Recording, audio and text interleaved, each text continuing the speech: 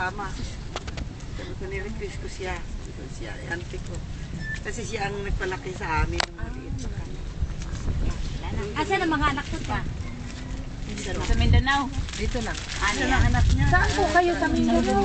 Sa Tandag. Tandag. Sa Tandag Wilson. Kasama ng pinsan ni siya. Wala sila sa norte sa mga waya. Makalo sa Waya-bayay man. Mabuti hindi mahimay nyo Ito, kasi pinsan baka ni Sita, kukunin ng tao. Kung Ito iwan lang yan. nakatulog. Sa Baguio yan? Ano ka ba?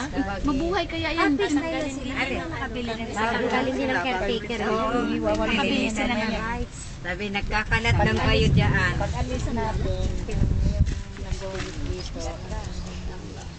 Sa amin yung mga ano lang. Pasahan nyo nga ako load na. Lost lang. Pwede ba dito, Len? Anli ako eh.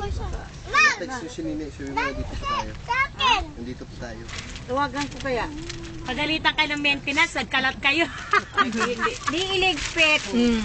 Para may bilisin sila.